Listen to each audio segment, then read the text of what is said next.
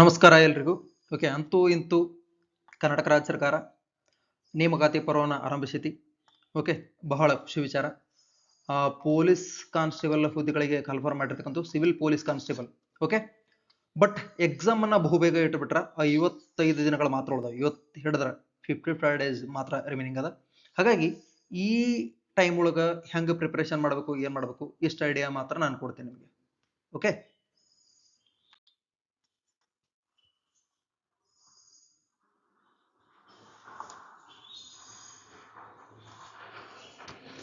Okay ನೋಡ್ರಿ, civil police constable 50 ದಿನದಾಗ ಆಗ್ಬೋದು. ಈಗ 55 ದಿನ ಐತ್ ಬಿಡ್ರಿ. ಓಕೆ, 50 ಡೇಸ್ ಇಡೋನು, ಮೇಗಿನ 5 ದಿನ ಆಮೇಲೆ ರಿವಿಷನ್ ಇಡೋನು ಅಂತಿದ್ದಾನ.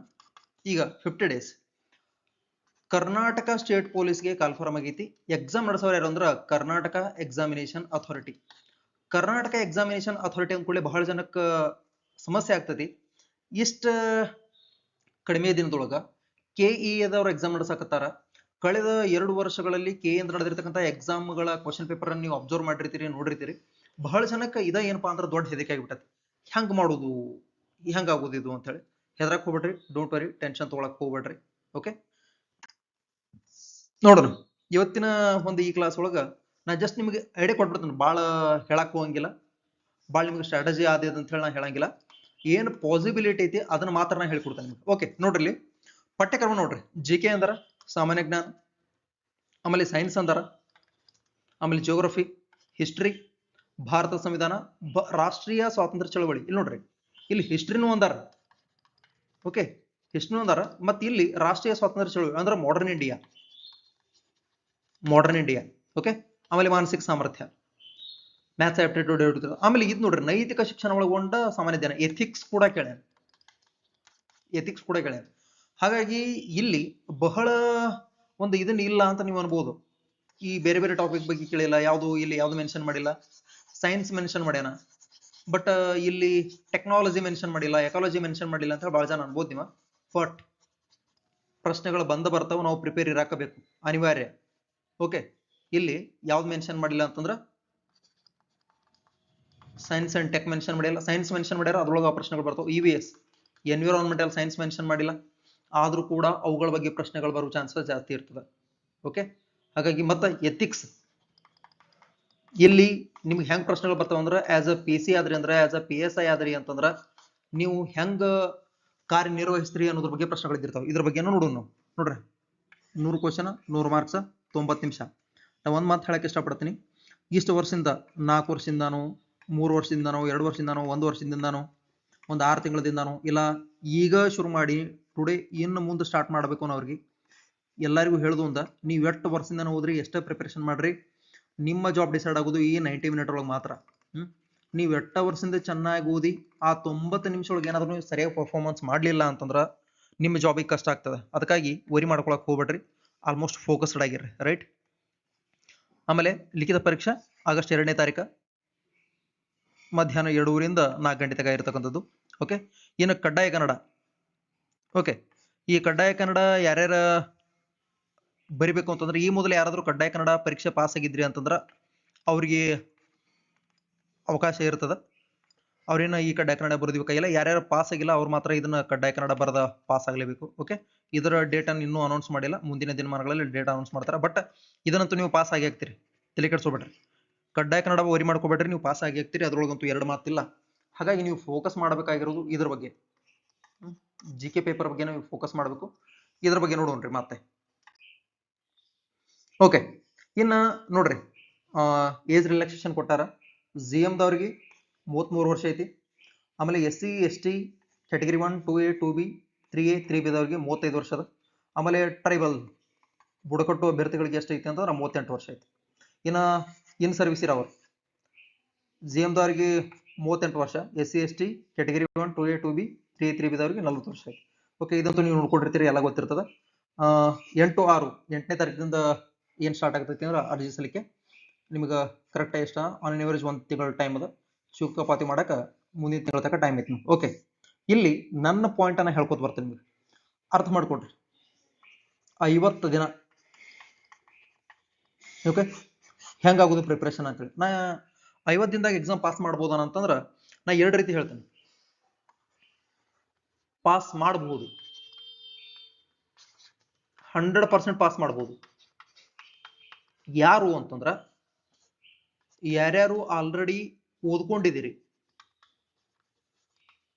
ಓದಿದವರು, ಅಥವಾ 1 or 2 ಟೈಮ್ ರಿವಿಷನ್ ಮಾಡಿದವರು. ನೀವು ಯಾವುದೇ ಕಾರಣಕ್ಕೆ ಹೆದರೋ ಅವಶ್ಯಕತೆ ಇಲ್ಲ.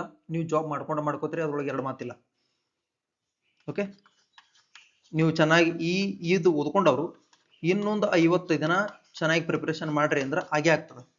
ಓಕೆ, ಹಾಗೆ ಆಗ್ತದೆ, ವರಿ ಮಾಡ್ಕೊಳಕ್ ಹೋಗ್ಬೇಡ್ರಿ. ಆದ್ರ ಯಾರು ಓದಿಲ್ಲ, ಇನ್ನೂ ನಾ ಬುಕ್ ಟಚ್ ಮಾಡಿಲ್ಲ, ಒಂದು ಬುಕ್ ನೋಡಿಲ್ಲ, ಇನ್ನು ಸ್ಟಾರ್ಟ್ ಮಾಡಬೇಕು, ನಾವು ಈಗ ಸ್ಟಾರ್ಟ್ ಮಾಡಬೇಕು ಅಂತಂದ್ರ 50 ದಿನದಾಗ ನಾನು ಸ್ವಲ್ಪ ಕಷ್ಟ ಅಂತ ಹೇಳ್ತೇನೆ. ಕಷ್ಟ, ಬಟ್ ಅಸಾಧ್ಯವೇನಲ್ಲ. ಕಷ್ಟ ಬಟ್ ಅಸಾಧ್ಯ ಏನಲ್ಲ. ಓಕೆ, ಇದು ಹೆಂಗಪ್ಪ ಅಂತಂದ್ರ ಈ ಕ್ರಿಕೆಟ್ ಒಳಗ ಲಾಸ್ಟ್ ಒಂದು ಎಟಪ್ಪ ಅಂತಂದ್ರ 3 ಓವರ್ನ್ಯಾಗ ಒಂದು 50 ರನ್ ಹೊಡಿಬೇಕು ಅಂದಂಗೆ ಇದು ಪರಿಸ್ಥಿತಿ, ಇಂಥ ಪರಿಸ್ಥಿತಿ. ಹಾಗಾಗಿ ಪ್ರಿಪ್ರೇಷನ್ ಹಂತದೊಳಗಿದ್ರಿ ಅಂದ್ರೆ ಬಹಳ ಒಳ್ಳೇದು. ಬಟ್ ಇನ್ನೂ ಪ್ರಿಪರೇಷನ್ ಮಾಡಿಲ್ಲ ಅಂತಂದ್ರೆ ಸಮಸ್ಯೆ ಆಗೇ ಆಗ್ತದೆ. ಓಕೆ, ನಾ ಇಲ್ಲಿ ನಿಮ್ಗೆ ಮಿಸ್ಗೈಡ್ ಮಾಡಕ್ಕೆ ಇಷ್ಟಪಡಂಗಿಲ್ಲ.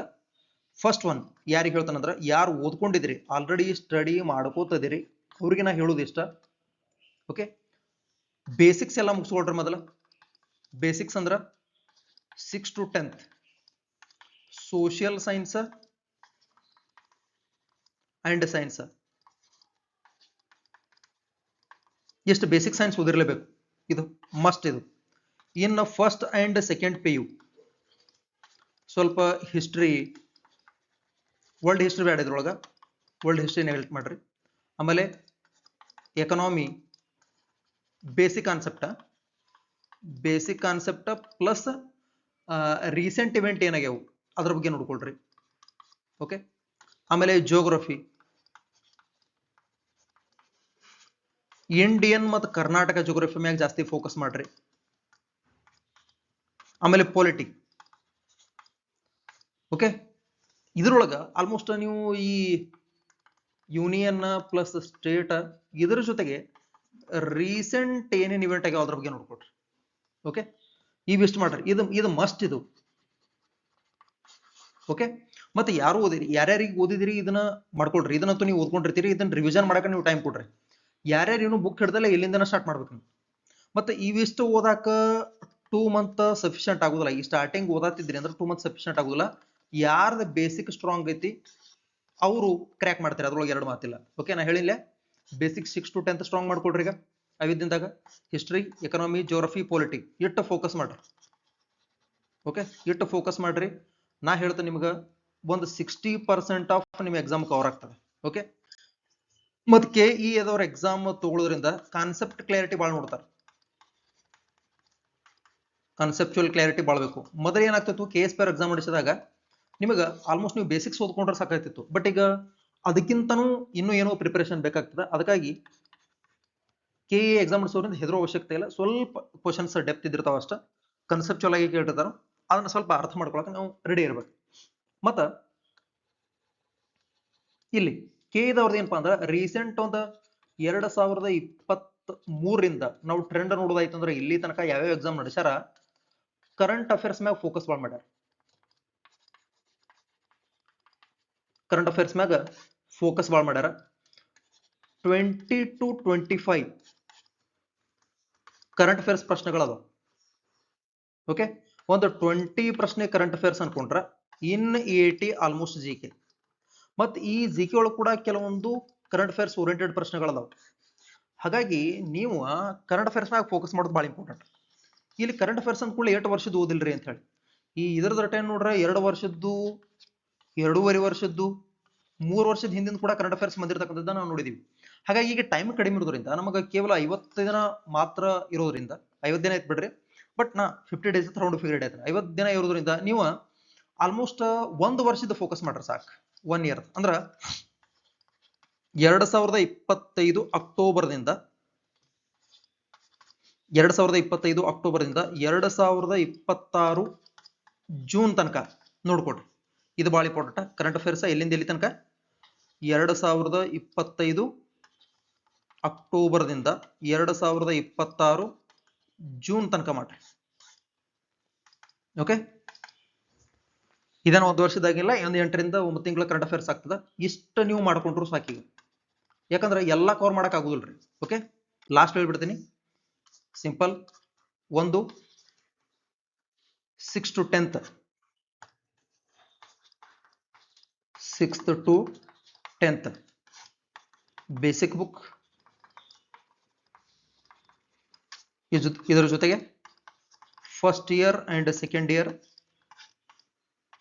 Books, history, economy, geography, polity. Selected ಓದ್ರಿ, ಎಲ್ಲ ಓದ್ಬೇಡ್ರಿ, ಸೆಲೆಕ್ಟೆಡ್ ಮಾತ್ರ ಓದ್ರಿ. ಆಮೇಲೆ ಕರೆಂಟ್ ಅಫೇರ್ಸ್ 2025 ಅಕ್ಟೋಬರ್ದಿಂದ 2026 ಜೂನ್ ತನಕ ಮ್ಯಾಕ್ಸಿಮಮ್ ಟ್ರೈ ಮಾಡ್ರಿ. ಓಕೆ, ಇಷ್ಟು ಮಾತ್ರ ಮಾಡಬೇಕು. 50 ಡೇಸ್ ಒಳಗೆ ಮನಸ್ಸು ಮಾಡ್ರೆ ಸಾಧ್ಯ ಆಗ್ತದೆ. ಸ್ವಲ್ಪ ಜಾಸ್ತಿ ಎಕ್ಸ್ಟ್ರಾ ಎಫರ್ಟ್ ಹಾಕ್ರಿ. ಎಕ್ಸ್ಟ್ರಾ ಎಫರ್ಟ್ ಹಾಕಿರಂದ್ರೆ ಗ್ಯಾರಂಟಿ ಇದು ನಾಲೆಜ್ ತಗೋತೀರಿ. ಇನ್ನು ಯಾರ್ಯಾರು ಆಥರ್ ಬುಕ್ ಓದಿದಿರಿ ಅಥವಾ ಕೋಚಿಂಗ್ ಕ್ಲಾಸ್ ಮಾಡಿದಿರಿ,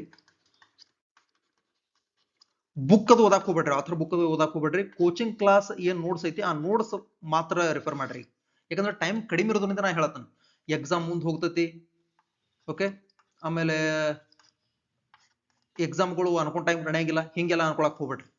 ಯಾಕಂದ್ರೆ KA ಎಟ್ ಕೊಟ್ಟ ಮಾತು ತಪ್ಪಂಗಿಲ್ಲ, ಅವರು ಆ ಟೈಮ್ ನಡೆಸ್ತಾರೆ. ಮತ್ತ ಯಾವುದೇ ರೀತಿಯ ಒಂದು ಏನ್ ಬೇಡಪ್ಪ ಅಂದ್ರೆ ಹೆದರಿಕೆ ಬೇಡ, ಏನು ಸ್ಕ್ಯಾಮ್ ಆಗ್ತದ, ಅದೇ ಇದಾಗ್ತದ.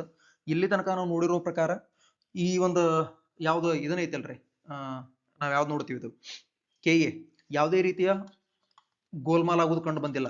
ಓಕೆ, ಪ್ರಸನ್ನ ಸರ್ ಅವರು ಬಹಳ ಕರೆಕ್ಟ್ ಆಗಿ ನಡ್ಸ್ಕೊಂಡ್ ಬರಾಕತ್ತಾರ. ಹಾಗಾಗಿ ನಾವು ಅವ್ರನ್ನ ನಂಬಬಹುದು.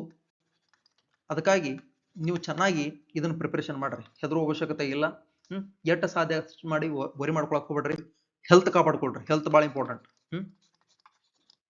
ಹೆಲ್ತ್ ಕಾಪಾಡ್ಕೊಂಡು ಹೋದ್ರಿ. ಮತ್ತ on in average 8 to 10 hours ಸಾಕು ಡೈಲಿ. 8 to 10 hours ಎಷ್ಟು ಸಾಕು. ಈ ಟೈಮ್ ಟೇಬಲ್ ಹಾಕಿ ಕೊಡ್ರಿ ಅಂತ ಹೇಳಿ ನೀವು ನಮ್ಗೆ ಕೇಳ್ತೀರಿ.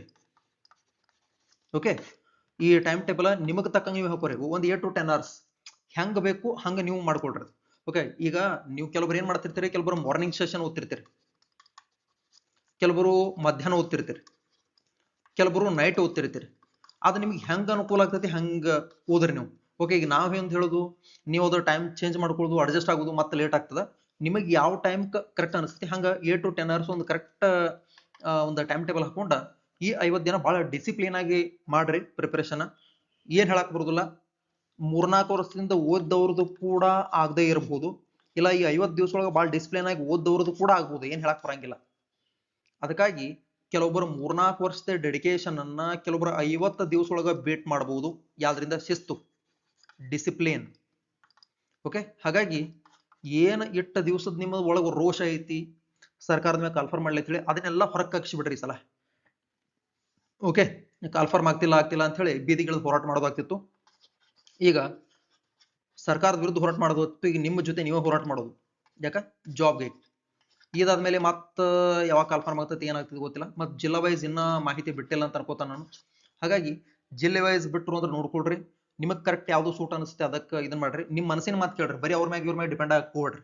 ಓಕೆ, ನಿಮ್ ಮನಸ್ಸಿನ ಮಾತು ಕೇಳಿ ಏನ್ ಮಾಡ್ರಿ ಅಂದ್ರೆ ಡಿಸಿಷನ್ ತಗೊಳ್ರಿ. ಓಕೆ, ಹಾಗಾಗಿ ಭಾಳ ನಾ ಟೈಮ್ ತಗೊಳಕ್ ಹೋಗಿಲ್ಲ, ಭಾಳ ಟೈಮ್ ವೇಸ್ಟ್ ಮಾಡಕ್ ಹೋಗಿಲ್ಲ. ನಿಮ್ದ ಸಾಧ್ಯ ಆದ್ರೆ ಒಂದು 10-15 ನಿಮಿಷ ಒಳಗೆ ಇದನ್ನ ಹೇಳಕ್ ನಾ ಟ್ರೈ ಮಾಡಿದ್ದೀನಿ. ಅದಕ್ಕಾಗಿ ನಾನು ಟ್ರೈ ಮಾಡ್ತೇನೆ. ಇಲ್ಲಿ ತನಕ KA ಏನ್ ಎಕ್ಸಾಮ್ ನಡೆಸ್ಯಾರ ರೀಸೆಂಟ್ ಆಗಿ 2022 ರಿಂದ 2026 ತನಕ ಯಾವ ಎಕ್ಸಾಮ್ ನಡೆಸ್ಯಾರ GK, ಆ GK ಕ್ವಶನ್ ಪೇಪರ್ ಬಿಡ್ಸಕ್ ಟ್ರೈ ಮಾಡ್ತಾನೆ ಆಲ್ಮೋಸ್ಟ್.